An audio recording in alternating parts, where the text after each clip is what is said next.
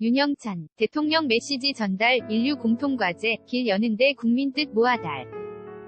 국무회에 발언하는 문 대통령, 서울는 연합뉴스, 배재만 기자는 문재인 대통령이 24일 오전 청와대에서 열린 국무회의에서 발언하고 있다. 18.7SCOP-EYNA.co.kr 서울는 연합뉴스, 임형섭 박경 준 기자는 문재인 대통령은 24일 남북의 화해와 항구적인 평화라는 것.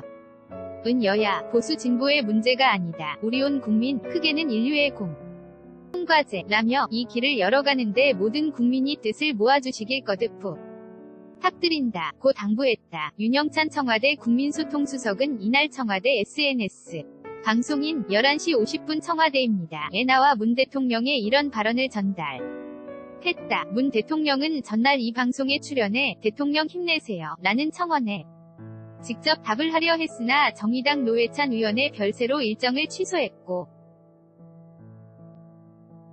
윤 수석이 이날 대신 나와서 청원에 답변했다. 해당 청원은 정부 발의계, 헌안 처리 불발, 풍계리 핵실험장 폭파 등을 언급하며 언제나 국민이 뒤에서 지켜주고 있다는 사실을 대통령님이 잊지 말아달라 라는 내용을 담고 있다. 이에 대해 윤 수석은 오늘은 대통령님이 직접 못 나오셨는데 대신 대통령님의 뜻을 전해드리도록 하겠다. 이 청원은 대통령님을 비롯해 저희 참모들, 비서진들도 정말 마음 깊이 고마워했던 청원으로 기억하고 있다. 고 말했다. 윤 수석은 청원이 올라왔을 당시의 상황을 떠올리며 굉장히 어려운 시점이었다. 제가 청와대에 온 후 가장 힘들었던 한 주로 생생히 기억한다. 도널드 트럼프 미국 대통령과 정상회담 후 문 대통령이 24일 귀국했는데 그날 바로 트럼프 대통령이 북미 정상회담 중단을 선언했다. 실망스러웠고 낙담했던 시점이라고 말했다.